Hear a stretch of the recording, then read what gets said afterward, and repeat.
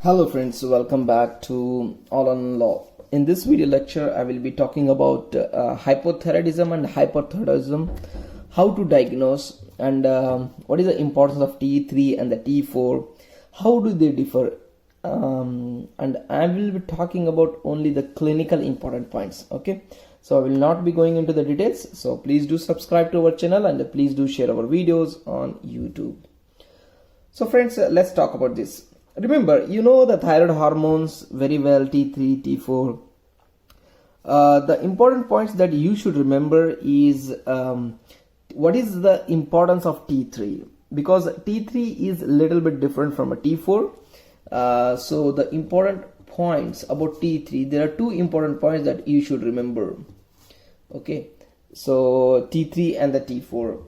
So remember, T3 is not useful in the diagnosis of hypothyroidism. Remember, so it's not useful in the diagnosis of hypothyroidism. This is really very important point. If you tell me that the patient has a hypothyroidism because the T3 is low like this, then the diagnosis might be not good or not correct. Okay, so T3 is not useful in hypothyroidism. And one more important point that you should remember about the T3 is till the T4 level falls to the extreme level, then only the T3 starts falling down. So the level of T4 is really important. That's why the T4 level has to be checked before the T3. So if you want to check if you want to see the report of a patient, first do look at the T4, then the T3. Okay, so let's talk about the how will you diagnose a case of hypothyroidism or hyperthyroidism, a thyroid disease, any thyroid disease. Let's start with this one. We will measure the serum TSH, total T4 and T3. Okay, so what are the possibilities? Let's we on the left side we have this one, what you call T4 level, and a T3 are low. We do consider same, okay, because I told you that till the T4 level falls to the extreme low, then only the T3 starts falling down. So T4 is very early indicator, you mean to say. Okay, so if T4 and T are low and your TSH is normal or decreased, remember, so if it's a normal or a decreased, these are the possibilities that we are going to get. So the diagnosis, what do you say? What is in your mind? The T4 and a T3 are low, but TSH could be normal or slightly lower. Then there might be a TBG deficiency.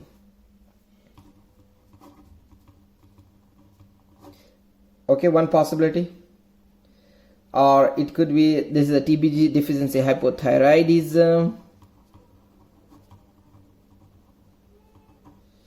or it could be pituitary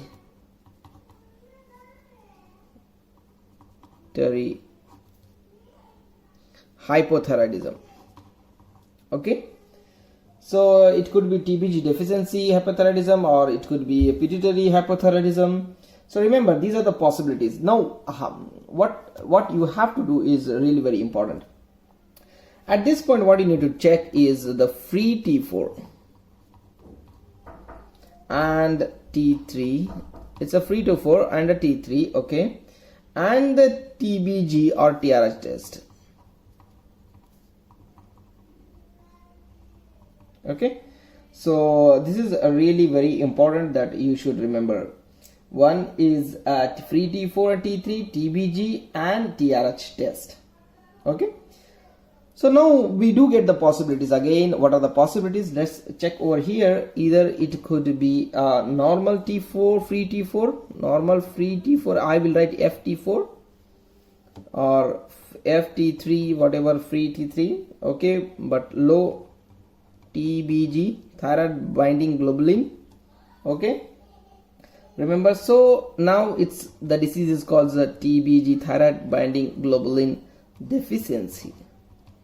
Okay, if there are what you call low FT4, okay, and and there is a no response to TRH, no response to TRH, okay, there is no response to TRH. Then it's called as a hypothalamic abnormalities or pituitary. In general, you want to say that it's like central hypothyroidism, okay, where the hypothalamus or the pituitary is affected, okay. So now these things you should know. Free TSH4, serum TSH, T4 and T3 you will check, okay, and then you will find T4, T3 low, TSH normal, or it could be decreased. Then you will check the TBG and in response to TRH. So this is how you will make a diagnosis. Now let's move on to the other side. What are the possibilities where we will get T4 and T3 could be low or a normal or low normal, and TSH is elevated or a borderline high. It varies with the age. Remember friends, the T4 varies with the TSH level varies with the age, so you need to confirm, you need to check the references, and then only you have to diagnose. So this is a quite simple problem that I think you got it. This is a primary, yes, you are right, primary hypothyroidism, right? So this is a primary hypothyroidism. The other possibility could be, it could be compensated, right? Compensated hypothyroidism, okay, compensated.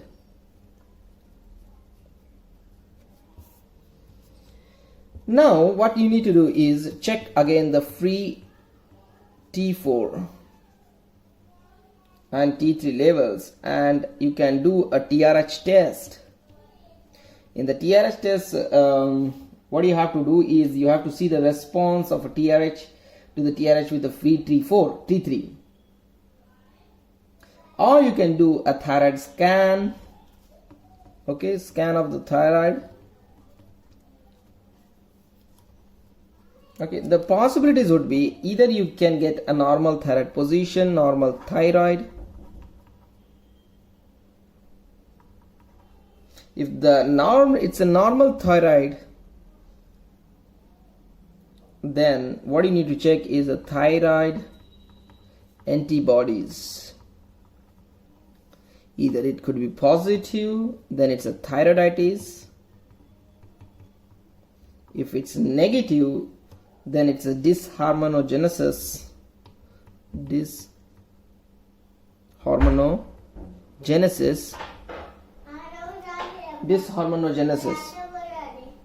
Nitrogen's uptake study can be done to the next level. The other possibility is here, if thyroid hormone is absent, thyroid gland is absent or hypoplastic, then it's a thyroid dysgenesis.